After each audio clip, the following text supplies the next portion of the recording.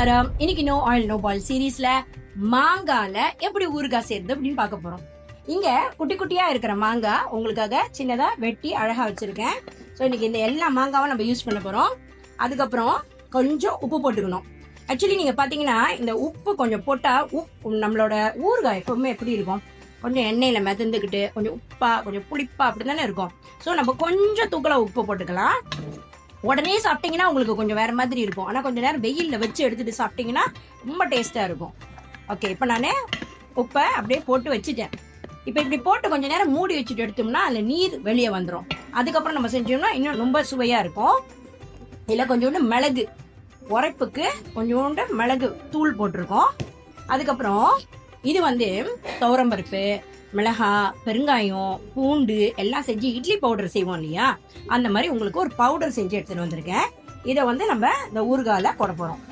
கூட கொஞ்சோண்டு மஞ்சள் போட போறோம். இன்னைக்கு இந்த சுவையான சமையலை சாப்பிட்றதுக்காக குழந்தைங்க நிறைய வந்திருக்கிறதுனால நான் மிளகாய் எதுவுமே இன்னைக்கு சேர்க்கல. ஸோ இதை நல்லா மிக்ஸ் பண்ணி விட்டுற வேண்டிதான். நல்லா மிக்ஸ் பண்ணி விட்டுருங்க.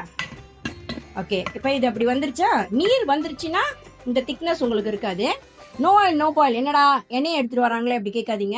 இப்பெல்லாம் நிறைய பேர் என்ன பண்றீங்க, வாழ்க்கையில ரொம்ப ஆரோக்கியமா இருக்கு அப்படின்னு நினைச்சுக்கிட்டு தேங்காய் எண்ணெயை குடிக்கிறீங்க, நல்லெண்ணெயில வாய்க்கு பிடிக்கிறீங்க. இதெல்லாம் சாப்பிட்டா எவ்வளோ பயன் அப்படின்றத யோசிக்கிறது இல்லை நம்ம. ஓகே, இப்போ நான் கொஞ்சோண்டு உங்களுக்கு தேங்காய் எண்ணெயை அது மேல ஸ்ப்ரே பண்ணியிருக்கேன். மிதக்கலாம் இல்லை, ஊறுகாய் மாதிரி மிதக்கலை, ஸ்ப்ரே பண்ணியிருக்கேன். ஓகே, இப்போ உங்களுடைய ஊறுகாய் ரெடி ஆயிடுச்சு.